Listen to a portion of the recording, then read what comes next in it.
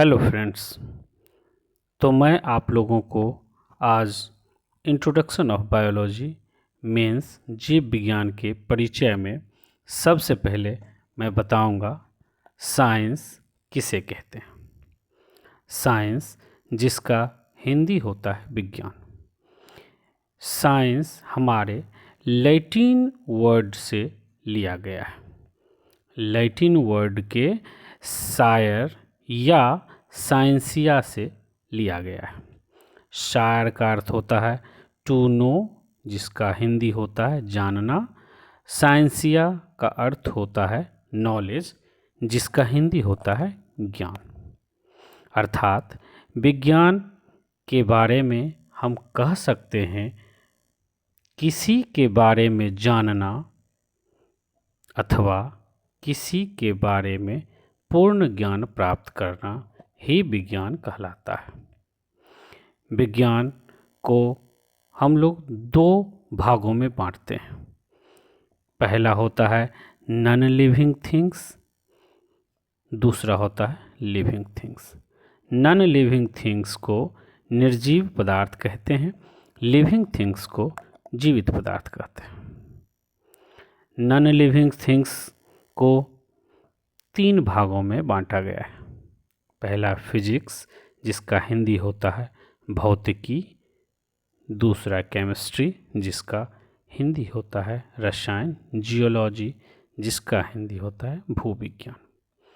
जीवित पदार्थ को सिर्फ और सिर्फ एक भागों में बांटा गया है, जिसका नाम है बायोलॉजी, जिसका हिंदी होता है जीव विज्ञान।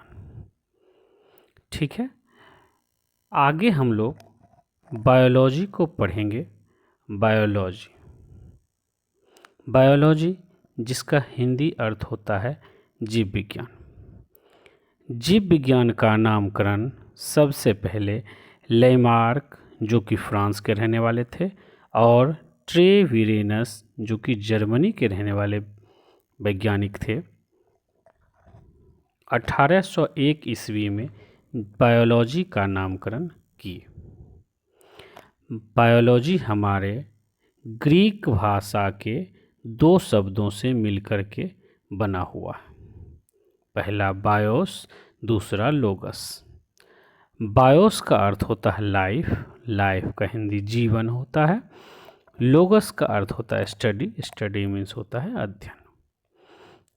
तो इसको हम लोग कह सकते हैं स्टडी ऑफ लाइफ।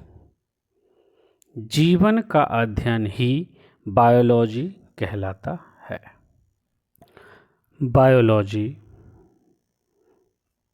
बायोलॉजी को दो भागों में बांटा गया है।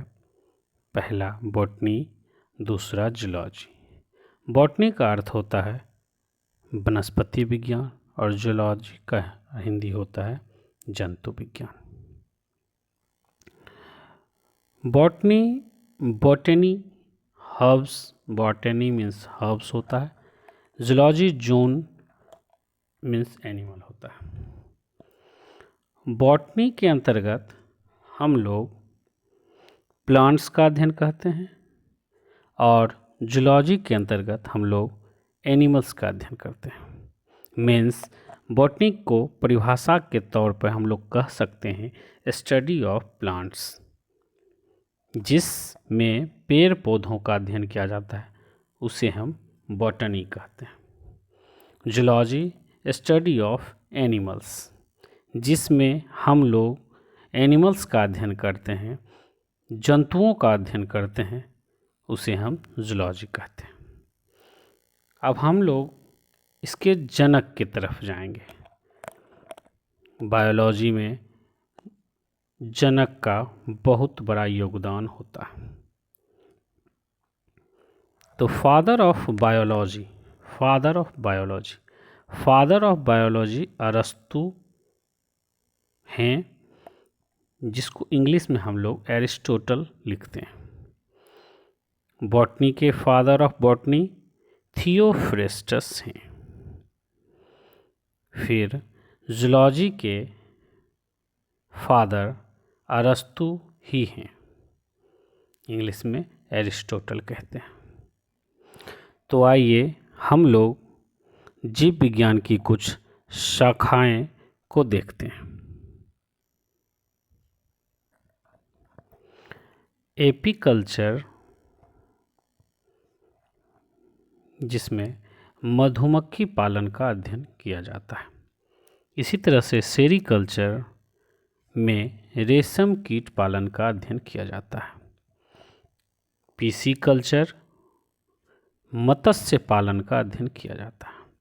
माइकोलॉजी कवकों का अध्ययन किया जाता है। फाइकोलॉजी शैवालों का अध्ययन किया जाता है। एंथोलॉजी पुष्पों का अध्ययन किया जाता है। पोमोलॉजी फलों का अध्ययन किया जाता है। ऑर्निथोलॉजी पक्षियों का अध्ययन किया जाता है। इक्थियोलॉजी मछलियों का अध्ययन।